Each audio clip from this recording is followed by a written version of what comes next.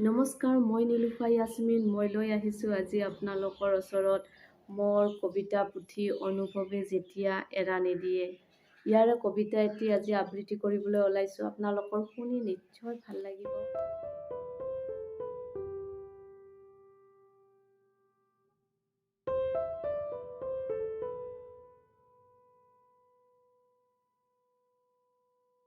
কবিতাৰ শিৰোনাম হৈছে খন্তেকীয়া।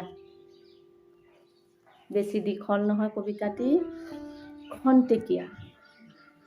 আনন্দৰ মুহূৰ্তবোৰ মনে সদায় ধৰি ৰাখিব বিচাৰে। আনন্দৰ মুহূৰ্তবোৰ সদায় মনে ধৰি ৰাখিব বিচাৰে। এইটো সদায় মনে পাহৰি যায়, এই পৃথিৱীত কোনো বস্তু ধৰি ৰাখিব নোৱাৰি। সকলো খন্তেকীয়া। জীৱনৰ হেঁপাহবোৰ কেৱল উপভোগ কৰি যোৱাটোৱেই বিচাৰোঁ, যাতে মনৰ মাজত কোনো ধৰণৰ অশান্তি ৰৈ নাযায়।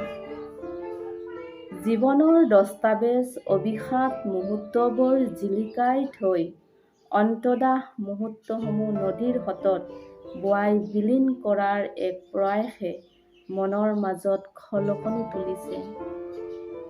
অভিশাপ মুহূৰ্তবোৰ জিলিকাই থৈ অন্তদাহ মুহূৰ্তসমূহ নদীৰ সোঁতত বোৱাই বিলীন কৰাৰ প্ৰয়াস মনৰ মাজত খলকনি তুলিছে। এই মনোবৃত্তিতেই জীয়াই যাব বিচাৰিছোঁ। মোৰ কবিতা শুনি ভাল লাগিছে তেন্তে হ'লে আপোনালোকে মোৰ চেনেলটো ছাবস্ক্ৰাইব, লাইক আৰু শ্বেয়াৰ কৰিবলৈ নাপাহৰিব।